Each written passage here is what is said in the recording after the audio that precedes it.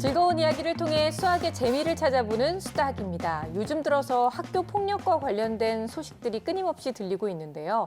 이런 소식을 접할 때마다 많은 학부모님들께서 어떻게 하면 우리 아이 안전하게 학교 생활할 수 있는지 많은 고민들을 하고 계세요.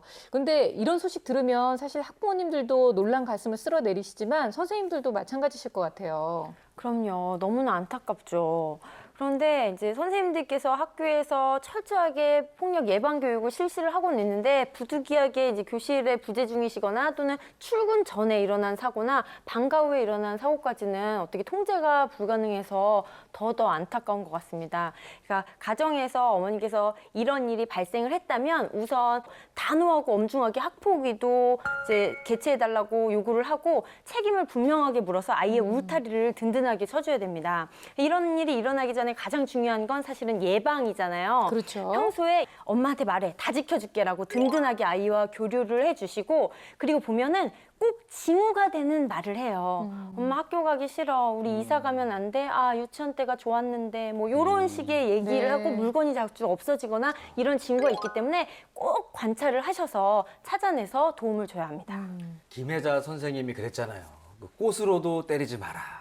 이 상처가 굉장히 오래 가는 겁니다. 그럼요. 저도 그 초등학교 때 그 제가 제 짝꿍을 좋아해가지고 짝꿍한테 나 너 좋아해. 그러더니 갑자기 얘가 꼬집더라고요. 꼬집는데 꼬집으면서도 팔을 비틀었어요. 이렇게 약간 전문적이었어요. 굉장히 고통을 배가시키는 네. 짓을 하더라고요. 그래서 너무 아프니까 제가 소리를 지르다가 거의 뭐 득음할 뻔할 정도로 소리를 질렀는데 아직도 그때 추억이 떠오르는 거 보면은 상처가 지금까지 몇십 년을 가고 있는 거예요. 그걸 지금 학교 폭력이라고 얘기하는 거예요? 아니, 데이트 폭력.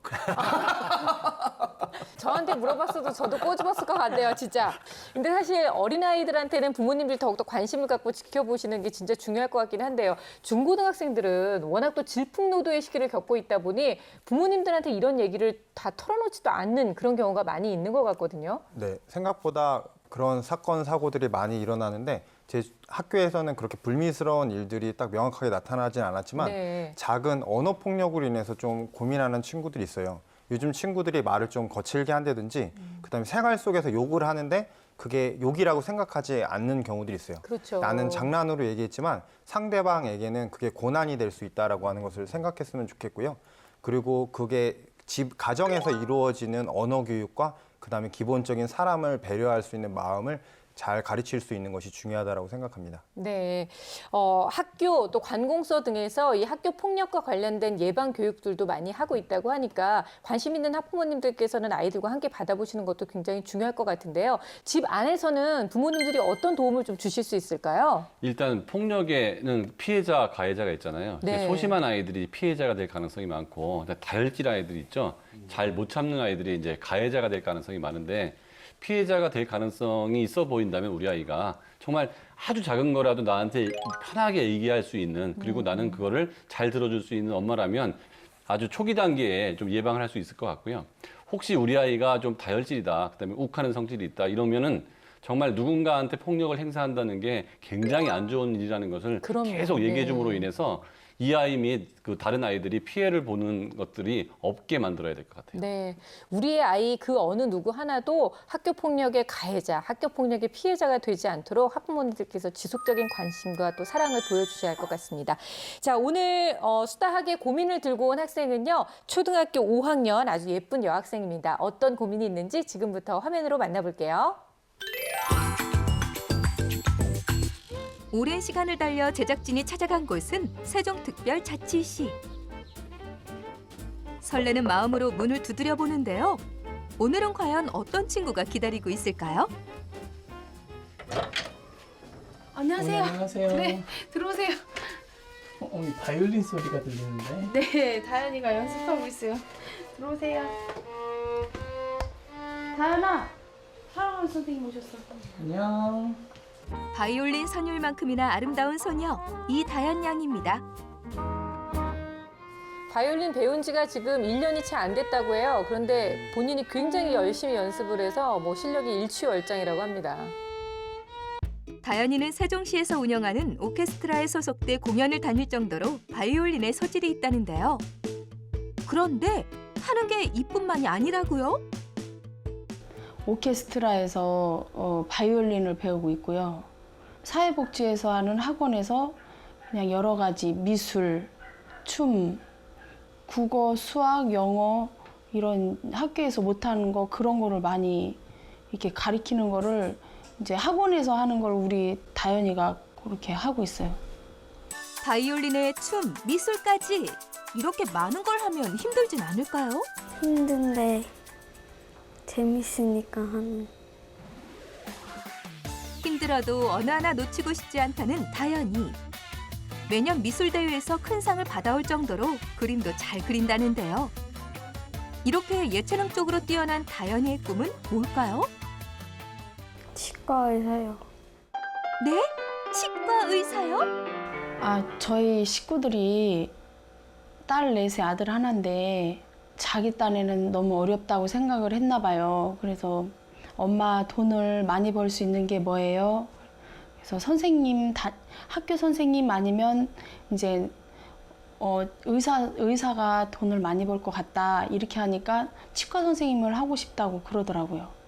오, 꿈은 또 굉장히 야, 다른데요. 치과 의사 되려면 네. 공부 잘해야 되는데 지금 댄스 배울 시간이 없을 것 같은데 지금. 다현 치과. 뭐 이제 상호도 다 정해졌고 치과 선생님이 되기만 하면 됩니다. 치과 의사가 꿈인 만큼 열심히 공부하는 모습이 기대되는데요. 그런데 지금 뭘 하는 거죠? 다현아, 지금 뭐 하는 거야? 액체계를 만들죠. 액체만 만들고 있었어? 다현이 공부 그럼 언제 해? 집에서는 안 해요. 학원에서 다 하고 왔어요. 집에서는 공부를 안 한다. 공부방에서 배운다고 다 내 것이 되는 건 아니거든요. 매일매일 규칙적인 수학 학습이 필요한 것 같습니다. 안 하는 것보다는 이제 학교 끝나고 자기가 하는 나가서 미술, 뭐 수학, 국어 여러 가지 그런 공부를 많이 하다 보니까 집에 오면 9시가 되고 좀 너무 힘든 것 같아서 그런지 저도 또 미용실을 하다 보니까 9시에 끝나서 와서 저도 봐줄 수 있는 형편이 못 돼서 아, 어머님이 바쁘시군요. 그래서 어머니가 더 학원 같은 데도 많이 보내시는 것 네. 같기도 해요. 그죠? 이것저것 많이 하는데 능동적으로 하기보다는 그냥 필요한 만큼만 계속 조금씩 하는 그런 모습이 보이네요.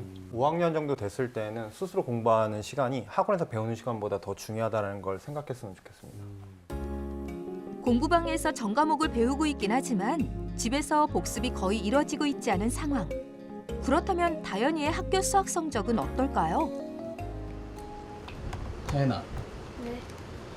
이번에 수학 시험 봤다면서? 네. 100점 맞은 게 있어요. 아 진짜? 잠깐만요. 당당한데요? 100점짜리래잖아요. 아니 뭐 이 정도면 뭐 집에서 이렇게 놀아도 될 것 같은데요? 기세등등하게 시험지를 가져오는 다현이. 100점 맞은 시험지야? 그럼 혼자 반에서 100점 맞은 거야? 아니요. 몇몇 애들도 100점 맞았어요. 많이. 거의 다 100점 맞았어요. 그러면은 다른 시험 같은 경우는 몇 점 맞아? 90점 맞을 때도 있고 그때그때 달라요.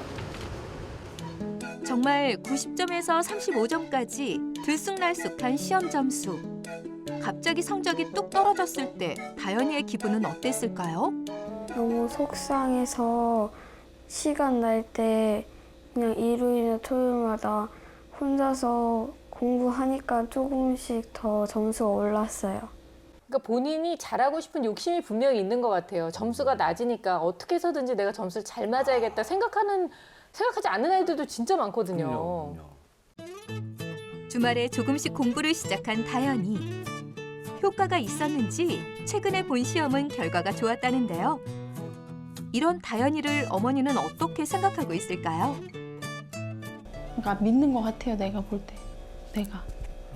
우리 딸한테는. 아직 지금 우리 딸이 제가 지금까지 키워온 딸 넷 중에 욕심이 너무 많아서 그러면 쟤는 진짜 지가 엄마 저 학원 보내주세요 이렇게 할 거기 때문에 저는 믿고 그냥 있다가 진짜 어려우면 저는 언제든지 하고 싶지 않은 거를 어거지로는 그거는 힘들 것 같아요. 그래서 아직 지금 그거를 생각하고 있기 때문에 저는 아직까지는 괜찮아요. 어머니가 딱 네, 믿고 네. 계시는군요. 믿는 건 좋은데 네. 너무 믿는 것 같다는 생각이 들고요. 어. 사실 5학년이 자기한테 꼭 필요한 거를 그렇죠. 꼭 필요할 때 얘기한다는 게 사실 쉽지 않기 때문에 그 엄마가 어느 정도는 적극적이 될 필요가 있을 것 같아요. 네. 다현이의 진짜 실력이 궁금한 제작진. 다현이 수학 공부 얼마나 하고 있는지 아저씨가 테스트하려고 뭐 이렇게 문제 준비해왔거든. 그 5학년 문제인데 한번 풀 수 있는지 볼래? 제작진이 건넨 시험지를 넘겨보는데요. 그런데 못 풀 것 같은데. 못 풀 것 같아? 힘든가? 어려워? 못 외웠어요. 다 까먹었어요. 아 그래? 그러면은 아저씨가 4학년 것도 준비하는데 한번 봐봐. 이거는 풀 수 있을까? 이건 풀 수 있을 것 같은데. 오케이, 그러면은 한번 풀어보자. 외웠었는데 까먹었다라고 하는 표현이 저는 좀 마음에 걸리는데요. 네. 수학이라고 하는 것은 암기 과목처럼 단순 암기로 이루어지는 것이 아니라 그 원리를 파악하고 그것을 적용하는 과정인데 그렇죠. 공부하는 방법에 대한 좀 변화가 필요할 것 같습니다. 네. 문제풀이에 돌입한 다현이 힘있게 연필을 쥐고 또박또박 써내려가는데요. 정말 집중한 모습입니다. 그래도 뭐 자세도 괜찮고 좀 진지하게 잘 하네요. 기본적인 자세는 좋은 것 같습니다. 그런데 한 학년 낮은 4학년 문제임에도 생각보다 시간이 오래 걸리는데요. 30분이 흐르고 나서야 문제를 다 풀어낸 다현이. 얼마나 맞았을지 정말 궁금하네요. 채점 한번 해볼까? 많이 맞았을 것 같아? 잘 맞았을 것 같아? 피디님이 은근히 막 약 올리면서 하시는 것 같지 않아요? 많이 맞을 것 같아? 하면서. 자, 저도 결과가 궁금한데요. 25개 문항 중 12개를 맞은 다현이. 최근 학교에서 본 시험과는 사뭇 다른 결과인데요. 다현이는 수학에 대한 목표가 있다고 합니다.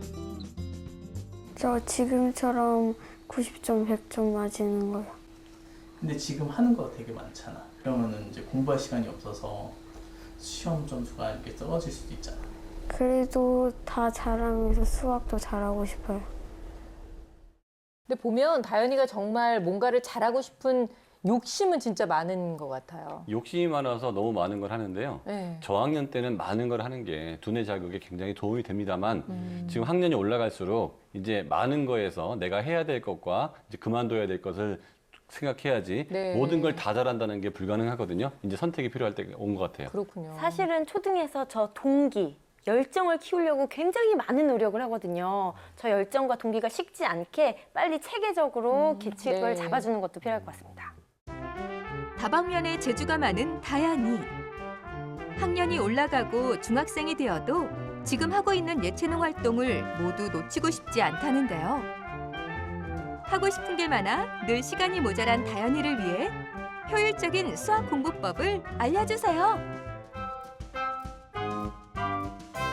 네, 바이올린도 아주 열정적으로 잘 배우고 있고요. 미술도 열심히 하고 춤도 잘 추는 초등학교 5학년 다현이를 함께 만나봤습니다. 이 다현이가 예전에는 30점대도 맞았는데 이제는 열심히 해서 100점도 맞았어요 라고 자랑을 하긴 했지만 사실 저희가 4학년 때, 5학년 때 문제를 다시 이렇게 주니까 잘 풀지는 못하는 모습이었거든요. 그러니까 예전에 공부했던 걸 다 잊어버리는 좀 효과적인 학습법을 제대로 하지는 못했구나라는 생각이 들었어요. 네, 열심히 하고자 하는 욕심이 느껴지고 또 문제를 풀 때 집중력 있게 하는 것 같지만 거기에서 문제가 되는 부분은 학습 체계가 잘 잡혀 있지 않아서 수학 자체도 암기식으로 공부하는 것이 아닌가라고 하는 염려가 보이게 됐는데요. 그래서 욕심이 나서 그 순간에 점수를 내야 될 때에는 벼락치기로 공부를 해서 그것을 외워서 좋은 점수 90점도 받고 100점도 맞았지만 나중에 그것을 원리나 정의를 잘 알지 못한 상태에서 문제를 풀다 보니까 시간이 지난 후에는 전혀 기억이 나지 않는 현상이 보이고 있어요. 그렇게 되다 보면 나중에 학년이 올라가면 올라갈수록 그 순간순간은 공부는 열심히 했지만 쌓이는 게 없어서 네. 상대적으로 박탈감이 있을 수 있기 때문에 지금 학습 방법을 바꾸는 것이 중요하다고 생각합니다. 그 뭐 수학 공부만 하면 괜찮은데 보니까 다현이가 뭐 바이올린 하죠. 네. 미술 하죠. 특히 애정을 쏟고 하는 게 이제 액체 그 괴물 만들기. 나름 여기에다가 굉장히 바빠요. 근데 힘을 많이 쓰다 보니까 이렇게 바쁘게 지내다 보면은 저한테도 어제 배운 것도 기억이 안 날 것 같아요. 저도 요즘에 뭐 이것저것 막 잡다하게 많이 네. 하다 보니까 다른 사람한테 돈 빌렸던 걸 잘 까먹어요. 그런 건 절대로 잊어버리면 안 되는 거예요. 네. 그래요? 난 좋던데.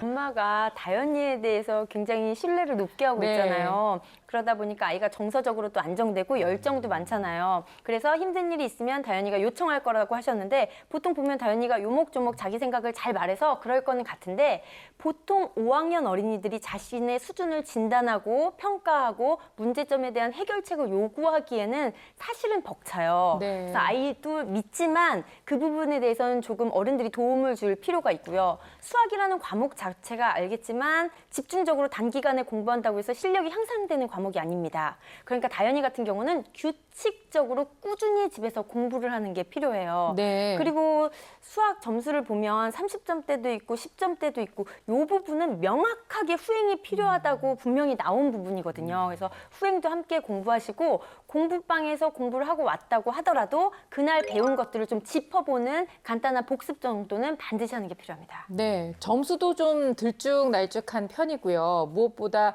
뭐 4학년 문제도 속 시원하게 풀지 못했고 현행인 5학년 문제도 손을 대지 못했기 때문에 지금 현재 상태가 좀 많이 궁금해요, 선생님. 검사 결과 좀 알려주세요. 네, 결과를 보면서 말씀드리겠습니다. 네. 다현이의 전체적인 검사 결과 인지 능력은 평균이고요. 언어성도 평균, 동작성도 평균, 작업격도 평균, 처리 속도도 전부 평균 수준에 있고요.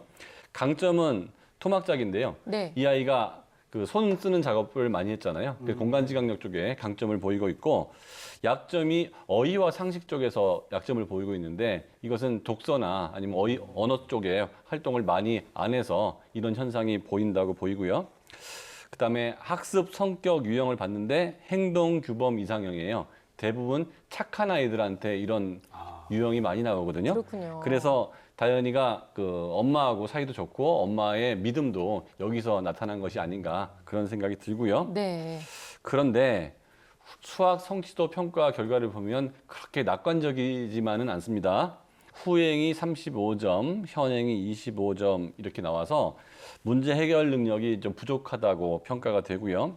의욕도 있고 이해력도 있는데 낮은 성적을 보이는 걸 보면 좀 공부를 체계적으로 하지 않았다 이런 네. 예상이 들고 어머니께서 이제 미용실 하면서 바쁜 관계로 다현이의 이제 학습 문제를 잘 신경 못 써주시고 계시는데요. 지금 5학년인 다현이에게 공부방에서의 학습 요것만 갖고는 학습량이 충분하다고 보이지 않고요. 다현이의 이제 부족한 부분을 정확하게 파악해서 매일 꾸준히 집에서 학습을 한다면 지금보다 수학 성취도가 올라갈 거라고 보입니다. 네, 어머님이 워낙 또 바쁘신데다가 이제 형제들이 또 있다 보니까 다 신경 쓰기는 어려우셨을 것 같아요. 우리 다현이가 그 와중에 본인의 일을 좀 잘해보려고 노력을 했는데 이제 도와주는 부분이 좀 분명히 필요할 거라는 생각이 들거든요. 부족한 부분을 저희가 좀 잘 정확하게 파악을 해서 이 부분을 짚어드리면 그 부분에 좀 이렇게 노력을 하시면 개선이 되지 않을까 싶은데요. 네, 우선 문제 푼 것을 봤더니 후행 부분에서 5번 문제를 틀렸어요. 5번 문제 같은 경우는 평행에 대한 개념만 알면 정말 손쉽게 풀 수 있는 문제였거든요. 7번 문제 같은 경우는 평행사변형하고 변만 알아도 네. 바로 정답이 나오는 문제였어요. 6번 문제 같은 경우는 소수점 몇째 자리의 개념만 알면 푸는 문제였는데 이제 이런 조금은 손쉽게 풀 수 있는 문제를 틀린 걸로 봐서 도형과 이 소수 단원에 대해서는 후행이 필요한 것 같아요. 그래서 도형과 소수의 후행을 하기 위해서는 4학년 말고 3학년으로 되돌아가서 3학년부터 나오는 도형하고 소수를 좀 공부를 하는 게 좋은데 도형 같은 경우는 직접 예쁘게 아까 그림 같은 거 잘 그렸잖아요. 도형에 나오는 개념과 도형의 모양을 손으로 직접 그려보는 연습을 하고 또 색종이나 칠교놀이를 가지고 조작하는 활동을 하면 많이 늘고요. 소수 같은 경우는 처음부터 소수로 후행을 하지 말고 이제 3학년 때 나오는 나눗셈과 곱셈부터 탄탄하게 익힌 다음에 소수나 분수로 도입을 해서 공부를 하는 게 필요합니다. 그리고 현행 문제 같은 경우는 분수에 곱셈, 나눗셈, 뭐 약분까지 쭉 틀렸거든요. 그러니까 전반적으로 현행은 체계적으로 다 공부가 필요한데 분수가 특히 약했어요. 네. 그래서 그 부분을 염두에 두고 이제 5학년 같은 경우는 교과서하고 수학 익힘 책을 이제 놓고 거기에 있는 개념을 공부하고 문제가 많지 않거든요. 문제를 푼 다음에 이 틀린 문제나 어려워하는 문제를 도움을 받아서 해결할 수 있는 그런 환경을 조성해 주는 게 좋아요. 그래서 어머니께서 학원 공부방 선생님이나 담임 선생님께 미리 부탁을 하셔서 모르는 것을 바로 피드백을 받을 수 있도록 그렇게 도와주는 게 필요합니다. 네, 체계적인 공부 방법을 알려주는 게 가장 오늘의 급선무가 아닐까라는 생각이 듭니다. 지금까지는 사실 의욕은 넘치는데 방법을 몰라서 잘 못 따라간 게 아닌가 싶거든요. 수학을 암기로 접근하면 굉장히 어려운 과목이 될 수밖에 없어요. 그러니까 암기를 주로 해서 풀 수 있는 과목들의 경우에는 그 문제만 많이 풀어도 그와 거의 똑같은 문제가 시험에 나오고 네. 문제를 많이 푸는 과정에서 지식이 쌓이는 경우가 많기 때문에 그렇게 할 수 있는 과목들이 있는데 수학은 예를 들면 2 더하기 5의 답이 7이라는 걸 외운다는 게 아무런 의미가 없는 거예요. 그러니까 더하기라는 것이 뭐고 2하고 7을 더하면 9가 되면 2하고 6을 더하면 8이 된다는 이 원리를 알아야지 그렇죠. 이 답의 결과를 많이 외워놨다는 거는 의미가 없거든요. 근데 수학에서는 암기를 해야 될 영역이 정의나 아니면 그 개념 요 정도는 암기 영역이 될 수 있습니다. 근데 그거를 가지고 여러 번 적용해서 이 영역을 문제를 푸는데 내가 쓸 수 있는 이 활용법을 공부하는 게 수학 공부거든요. 그래서 네. 암기를 위주로 수학 공부했다면 그 방법은 바꿔 나가야 될 거라는 생각이 들고요. 그다음에 이 방법적으로 봤을 때 먼저 공부방 선생님한테 말씀을 드려서 4학년 과정부터 수학책하고 수학 익힘책의 문제를 완전히 이해하고 풀 수 있을 때까지 좀 했으면 좋겠고요. 만약에 공부방에서 다현이를 위해서만 좀 개별적으로 해주는 게 좀 힘들다면은 예체능과 전과목을 가르쳐주는 공부방이 아닌 좀 다현이한테 필요한 학습을 제대로 시켜주는 교육기관이나 전문가를 찾아줘야 될 시기라고 보이고요. 그렇게 해서 4학년 교과서 첫 페이지부터 차근차근 공부한다면 현재 의욕이 있기 때문에 지금부터 해도 그렇게 늦어 보이진 않고요. 근데 그렇게 학습한 다음에도 스스로 자기가 문제를 많이 풀거나 복습을 하지 않으면 내 거가 되지 않을 가능성이 높거든요. 네. 그래서 매일 배운 부분을 3장에서 5장 정도 꾸준히 풀고 다음날 선생님하고 채점하고 또 내가 해야 될 분량을 받아내고 이런 과정을 겪어야 되고 만약 그것도 여의치 않다면 인터넷이나 동영상 강의를 통해서 부족한 부분의 개념을 정확히 파악하고 가는 과정이라도 가져야 될 것 같아요. 저는 그 다현이를 위한 공부 방법으로 네. 우리 그 PD분이 갑자기 딱 시험지를 딱 내밀었더니 막 집중해서 풀었단 말이에요. 여기서 좀 힌트를 얻었어요. 그러니까 다현이는 평상시에는 이 수학 공부할 때만 수학을 생각하는 거예요. 네. 생각지도 못한 순간에 이 수학 풀어봐 이런 공부법이 좀 필요한데 일명 서프라이즈 이벤트 수학 공부법. 그래서 예를 들어서 이제 생일 때도 생일 축하 풀어봐 갑자기. 예.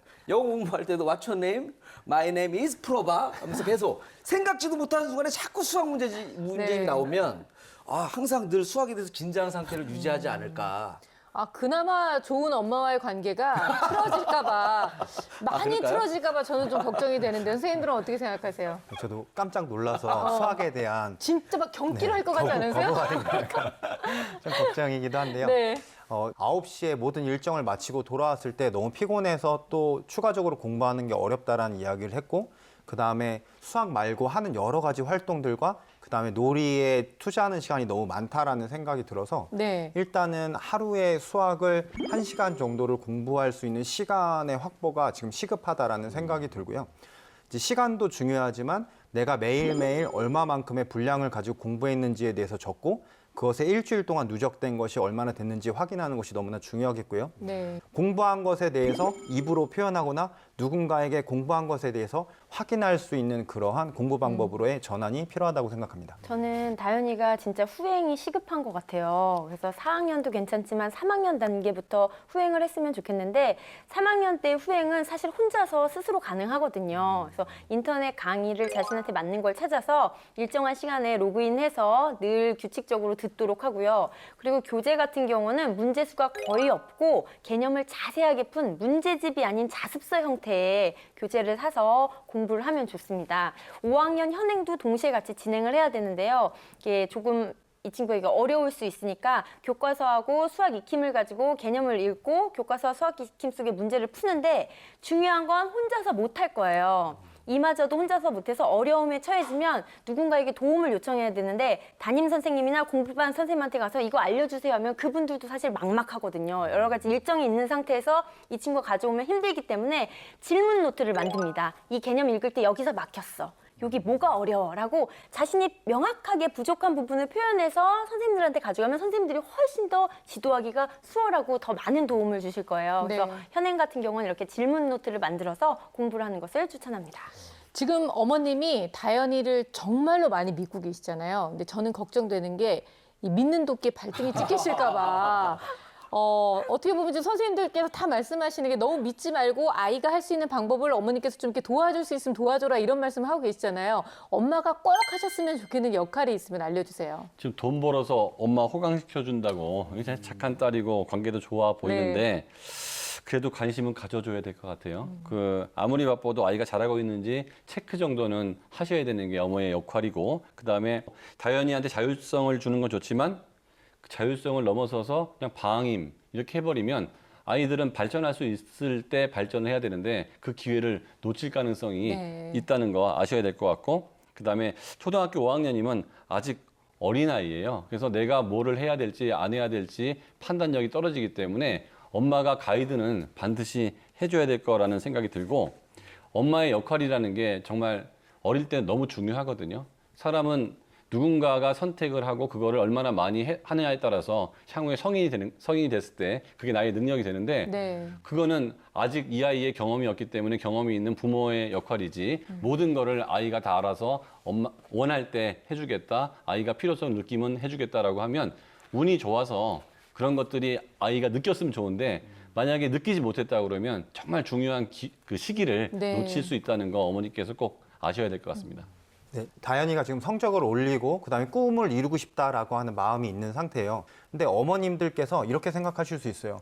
나는 어떤 학습적인 부분에서 어떤 식으로 조언을 해줘야 될지 어떤 식으로 체계를 잡아야 될지 난 몰라서 오히려 내가 하는 것이 아이에게 방해가 되거나 아니면 잘못된 방향으로 갈까 봐 걱정이 돼요 라고 말씀하실 수 있지만 어머님들은 충분히 하실 수 있고 그 근거는 아이랑 같이 이야기를 나누다 보면 좋은 방향으로 서로 이야기를 하면서 좋은 방향을 찾을 수 있고 그게 좀 어렵다는 생각이 드실 때는 선생님께 상담을 하면서 또 아이와 너의 마음이 어떠니? 지금 뭐가 필요할 것 같아? 선생님이랑 이야기를 나눠보니 이런 부분을 우리가 찾아가면 될 것 같아. 친구와 함께 길을 찾아가듯이 어머니께서 그런 역할만 해주셔도 충분히 열정이 있는 친구이기 때문에 좋은 방향으로 갈 수 있을 것 같습니다. 그래요. 다현이는 자기가 되고 싶은 꿈도 확실하게 있고요. 이미 달릴 준비가 되어 있는 것 같아요. 이제 어느 길로 어떤 방향으로 달리면 되는지 어머니가 알려주신다면 충분히 좋은 결실을 맺을 수 있을 거라고 생각합니다.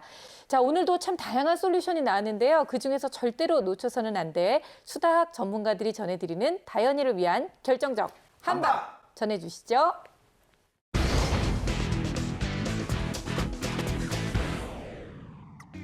네, 제 결정적 한방은 계획표입니다. 규칙적인 수학 공부가 필요한 다현이는 지금 바로 수학학습 계획표를 짜서 실천하기를 추천합니다. 제 결정적 한방은 때가 있다입니다. 수학적 사고력이 아무 때나 좋아지는 게 아닙니다. 5학년 때 수학적 사고력 많이 좋아질 때니까 지금을 놓치지 말고 지금 수학 공부를 열심히 하세요. 제 결정적 한방은 맞춤형 트레이너입니다. 수학 근육을 키우고 싶은 다현이에게 지금 필요한 것은 무조건적인 칭찬과 격려라는 트레이너가 아니라 체계적인 프로그램과 공부할 수 있는 방법을 제시해주는 트레이너입니다. 어머니께서 그 역할을 해주시기 바랍니다.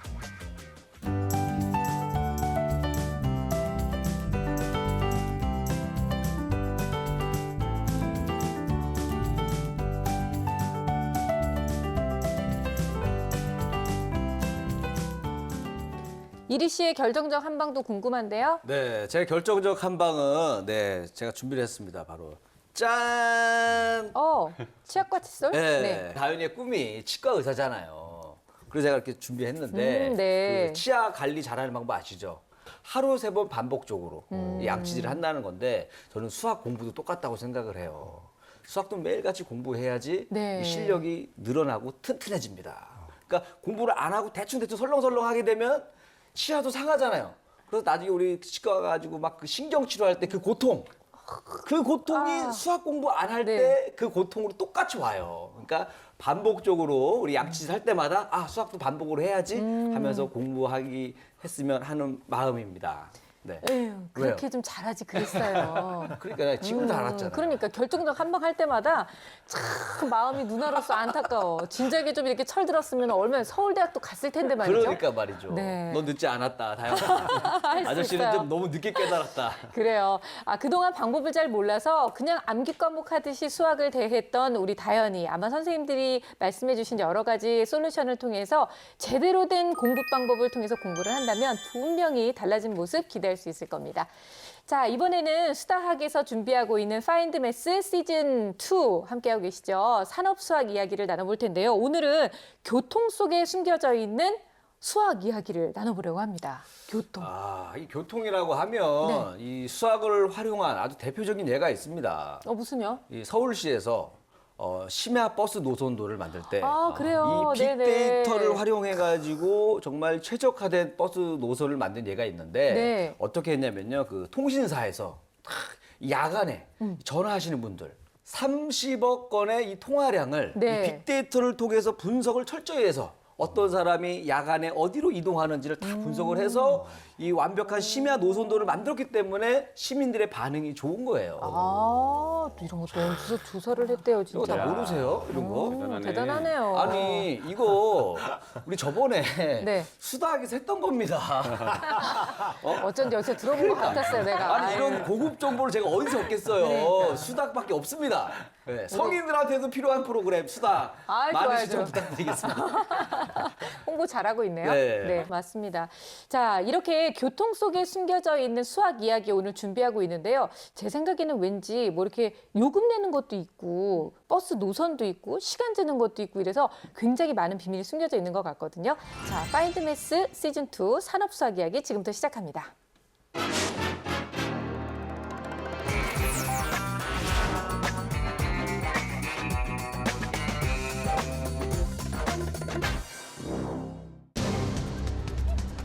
전 세계 사망 원인 중 상위권을 차지하고 있는 교통사고. 미국 고속도로 안전보험협회 자료에 따르면 전 세계적으로 매년 120만 명 이상이 교통사고로 사망하는 것으로 밝혀졌습니다.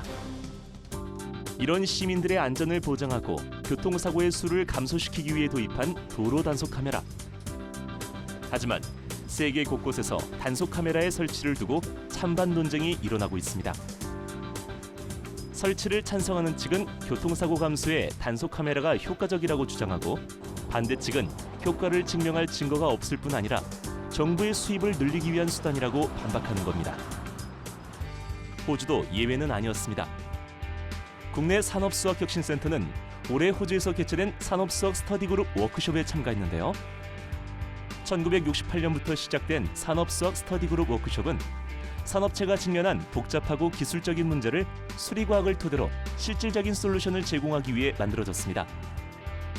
올해 산업수학 워크숍에는 호주의 도로 관련 서비스를 제공하는 알사에서 문제 해결을 요청했는데요. 바로 단속 카메라가 도로의 안전을 개선시켰는가에 대한 내용이었습니다. 기업 쪽에서는 요즘 산업수학이 실생활의 문제를 많이 해결한다라고 하는 소식을 듣고 수학자들은 이 문제를 어떻게 접근하고 어떻게 해결하는지 그리고 수학자들은 어떤 결론을 내는지 궁금해서 이 워크숍에 문제를 요청을 했습니다. 1996년 이후로 남호주 지역의 교통사고 수는 지속적으로 감소하고 있는 상황이었습니다. 하지만 시간이 지남에 따라서 교통사고의 수가 감소하는 효과 외에 단속 카메라의 효과를 정확하게 증명할 수 있는 근거 자료가 없었는데요. 이에 국내 산업수학혁신센터를 포함한 각국의 수리과학 전문가로 구성된 문제 해결팀은 도로 단속 카메라와 교통사고의 관계를 수학적으로 증명해 보이기 위해 분석에 돌입했습니다. 그렇다면 단속 카메라가 설치되어 있는 교차로와 그렇지 않은 교차로의 교통사고 수를 단순 비교하는 것으로 단속 카메라의 효과를 증명해 보일 수 있을까요? 예를 들어 단속 카메라를 설치한 교차로와 설치하지 않은 교차로의 사망자 수가 각각 250명인 경우를 비교했을 때 단속 카메라의 효과가 없다라고 단정 지을 수가 없습니다. 단속 카메라 설치 이전과 이후의 시점이 다를 뿐더러 교통량 차이, 인구 이동량, 도로 사정 등에 주어진 여러 가지 조건이 다르기 때문이죠. 이는 수학적으로 보았을 때 단속 카메라 유무의 효과를 비교하기 위해선 다양한 변수 및 사실들을 고려하고 그 변수의 차이가 유의미한지까지 살펴봐야 한다는 겁니다. 저희 문제 해결팀 여러 사람들이 다양한 접근 방법을 시도했는데 우선 공통적으로 접근했던 방법에 대해서 좀 말씀드리겠습니다. 그래서 저희가 제일 먼저 토론했던 내용은 주어진 데이터를 어떻게 활용을 할 것인가, 그리고 또 어떠한 추가적인 데이터가 필요한가, 이런 것에 좀 집중을 했습니다. 우선 저희는 교통량이 많고 단속 카메라가 있는 35개의 교차로에 집중을 했습니다. 각각의 교차로마다 단속 카메라의 설치 연도가 제각각이기 때문에 저희는 단속 카메라의 설치 연도를 기준으로 설치 이전과 이후로 구분을 했습니다. 즉, 같은 조건의 교차로를 분석 대상으로 설정한 후 설치 이전과 이후의 교통사고 수를 비교하고자 했던 겁니다. 이에 따라 각각의 교차로에서 발생한 교통사고 그래프를 그려보았습니다. 그러나 표본의 수와 데이터의 개수가 적어 변동성이 큰 그래프가 그려지며 단속 카메라의 효과를 증명하기 어려웠는데요. 그렇다면 효과적인 데이터 분석을 위해 문제 해결팀이 선택한 방법은 무엇일까요? 연도를 기준으로 평균을 내거나 교차로를 기준으로 해서 평균을 내가지고 접근을 했습니다. 그래서 여기 그래프를 보시게 되면 설치 이전은 빨간색이고요. 설치 이후는 파란색 점들입니다. 그래서 여기 있는 점이 의미하는 것은 설치 연도의 총 사고의 수의 평균입니다. 그리고 여기 있는 파란 점은 설치 1년 후 사고의 평균을 의미합니다. 그래서 설치 이전과 이후의 추세선을 그려보았습니다. 그래서 지금 두 개의 기울기는 비슷해 보이는데 y 절편값이 유의미한 차이를 보였습니다. 그래서 이 결과로 단속 카메라의 설치가 교통사고의 수를 감소시켰다라고 하는 하나의 근거 자료가 되었습니다. 단속 카메라가 교통사고 수를 감소시키는데 영향을 끼친다는 점을 수학적으로 증명해 보이면서 앞으로 다양한 기대 효과를 불러올 것으로 예상되는데요. 먼저 단속 카메라가 교통사고의 수를 감소시켰다는 가설을 채택할 수 있는 근거를 마련함으로써 적절한 장소에 단속 카메라 설치를 통해 시민들의 안전성을 향상시킬 수 있습니다. 또한 보험 사기를 포함한 도로 위의 위법 행위를 줄일 수 있는 가능성이 높아지며 안전한 도로를 만드는 데 기여할 것으로 보고 있습니다. 수많은 데이터 중에서 유의미한 데이터를 찾아 분석한 후 기업의 문제 해결 과정에 핵심적인 역할을 한 수학. 세상의 문제를 빠르고 정확하게 해결하는 힘, 바로 산업수학입니다. 네, 감시 카메라를 보면서 아유, 그 앞에서 속도를 잠깐 줄이면 되지 하고 생각을 많이 했었거든요. 그런데 이렇게 분분한 의견을 또 수학이 다 해결을 해주고 있었네요. 네. 수많은 빅데이터 중에서 어떤 것을 어떤 방식으로 뽑아서 쓸 것인가라고 하는 것이 산업에서 상당히 중요한 부분이 되겠는데요. 이러한 것은 우리가 응용 문제를 풀 때 어떻게 풀까라고 하는 어떤 방법을 찾아내는 것과 유사하다고 보시면 될 것 같아요. 네. 수학에는 상당히 중요한 많은 개념들이 있는데 어떠한 특수한 문제를 풀기 위해서는 그 문제에 적합한 개념을 뽑아서 그 문제를 풀어야지만 문제가 풀리는 거잖아요. 마찬가지로 이제 이 문제를 해결하기 위해서는 어떤 방식을 썼으면 좋겠나라고 하는 것을 생각하다 보니 수학에서 평균이라고 하는 것을 쓰면 좋겠다라고 하는 것으로 결정하게 되었고 네. 그게 그 교통에 대한 문제를 해결하는 명쾌한 답이 됐었던 사례인데요. 이런 것을 봤을 때는 어떠한 방법으로 어떻게 문제를 해결할 것인가라고 하는 것이 수학자가 해야 되는 가장 중요한 역할이고 역량이 아닐까라고 하는 생각이 듭니다. 그리고 여기서 사용된 평균이라고 하는 것은 초등학교 때 우리가 배웠었던 쉬운 것들이잖아요. 초등학생들이 시험을 보고 나면 평균이 뭐야라고 하는 이야기를 네. 하는데 그때 사용하는 방법이 내가 본 시험의 시험 점수를 다 더한 다음에 과목수로 나누는 것. 이리 씨도 알고 계시죠? 아, 기억나죠? 그거 알죠. 아니, 기억납니다. 저는 왜냐면 선생님이 저한테 평균 얘기를 굉장히 많이 했어요. 네. 1위가 반평균을 깎아먹는다고. 내가 그래서 평균에 대한 개념을 확실히 알고 있어요. 네. 평균에 대한 안 좋은 추억이 있으실 것 같은데 우리가 초등학교 때 배웠었던 것처럼 수와 수를 더한다, 네. 나눈다라고 하는 기본적인 개념이 평균이기도 하지만 고등학교에 올라가게 되면 수열의 합을 나타내는 급수를 이용해서 평균을 나타내는 경우도 있고요. 네. 또 난이도 있는 수학으로 올라가게 되면 이제 이항분포라고 하는 것에서는 확률을 이용해서 평균을 구하게 되고요. 또 정규분포라고 하는 부분을 배우게 됐을 때는 표본평균이라고 하는 새로운 개념을 배우고 또 모비율이라고 하는 것을 이용해서도 확률에 대한 평균을 구하는 경우들을 많이 볼 수가 있습니다.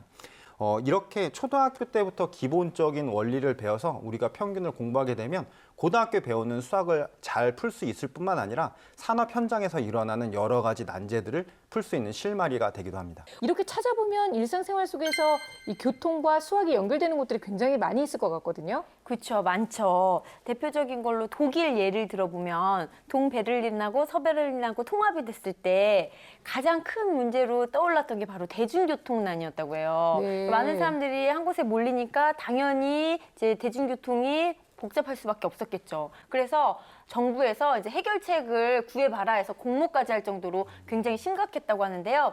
이 해결책을 제시한 게 바로 독일 베를린 공과대학 연구팀이 해결책을 제시했어요. 네. 바로 수학을 적용해서 그 수학 중에서도 정수계획법을 활용한 수학을 적용해서 해결했다고 합니다. 정수계획법이라는 게 간단히 보자면 어떤 수를 대입을 했을 경우 최단 거리, 최단 시간, 최소값을 구해서 그거의 최적의 값을 구해내는 법이거든요. 그래서 그거를 활용해서 그 버스를 무작정 늘린다고 해서 이게 해결되지 않기 때문에 버스 노선도도 개편을 하고 그리고 가변 배차 시간표를 해서 그 버스 상황에 따라서 네. 배차 시간을 변하도록 해서 획기적으로 해결했다고 합니다. 그래서 그렇군요. 보면 버스 수가 1,800대에서 오히려 1,300대로 줄었는데도 더 대기 시간이 줄어들고 사람들이 교통난에 시달리지 않았다고 해요. 야, 정말 대단하네요. 네, 그러니까요. 그리고 또 아까 그 영상에서 보니까 네. 그 산업수학 워크샵이라는 게 있어요. 우리 개그맨들도 사실 그 가끔씩 그 워크샵을 가거든요. 네. 가면 이제 정말 좋아요. 서로 간에 뭐 정보도 공유하고 또 숙소도 같이 쓰다 보니까는 네. 또 발냄새도 공유하고 하면서 서로도 돈독해지는 그런 진짜. 시간이 되거든요. 근데 산업 수학을 이렇게 발전시키려고 했던 노력이 나름 역사가 굉장히 깊었던 것 같아요. 그게 1968년도로 거슬러 올라가는데요. 그러니까 지금 산업 수학이 각광받고 있어서 그렇지 사실 옛날부터 이때부터 연구가 시작됐고 영상에서 보았던 박사님 같은 경우도 스터디 그룹에 참가한 후에 연구실이나 학교 안에서 연구했던 수학을 통해서 수학과 관계없어 보였던 산업 문제를 해결하는 것이 좋았다. 그다 동시에 각각의 다른 전공자들이 다양한 시각으로 문제를 해결함이 아주 효율적이고 좋았다. 이렇게 표현을 하시거든요. 네. 즉 4차 산업혁명 시대가 된다 그러면 각 분야가 융합을 해나가는 게 가장 기본적인 생각이잖아요. 그 와중에 수학이 그 저변을 깔고 있다. 항상 그 밑바탕에는 수학이 있고요. 수학은 이 각각의 모든 산업의 융합에 굉장히 중요한 그 공통분모 내지는 교집합 역할을 하고 있다고 볼 수 있고요. 이런 현상은 경제학을 전공하는 사람이든 경영학을 전공한 사람이든 아니면 그 공학을 전공한 사람이든 이런 사람들이 수학과 과목을 일반 선택해서 듣거나 아니면 부전공 내지는 복수 전공까지 해서 자기의 지식과 함께 수학을 같이 공부하려는 이런 추세가 현재 대학가에서 나오고 있다는 것은 수학이 그 현재의 산업에 있어서 굉장히 중요한 요인을 갖고 있다는 것을 반증이라고 볼 수 있겠습니다. 네, 이 산업 수학에 대한 이야기를 들으면 들을수록 우리 아이들한테 자꾸 문제집 풀어서 몇 점 맞았니라고 강요하는 게 중요한 것이 아니라 아이들이 정말 수학을 푸는 것을 즐거워하면서 머릿속으로 수학적 사고력을 키워나가는 것이 정말 가장 더 중요한 일이 아닌가라는 생각이 들어요. 물론 이렇다고 해서 아이들의 문제집을 찢어버리면 안 해도 돼! 라고 얘기할 수 있는 부모님은 아무도 안 계시겠지만 그래도 우리 아이들에게 문제집에만 너무 집중하지 않을 수 있도록 수학적 사고력을 키워줄 수 있도록 부모님들이 노력해 주시면 좋겠습니다. 자, 저희 수다학은요 언제든지 여러분들 사연에 귀를 열고 있습니다. 수학 고민이 있으신 분들은 저희 홈페이지를 통해서 여러분들 사연 남겨주시기 바랍니다. 저희가 시원하게 해결해 드릴게요. 자, 오늘은 여기까지입니다. 저희는 다음 시간에 다시 찾아올게요. 감사합니다.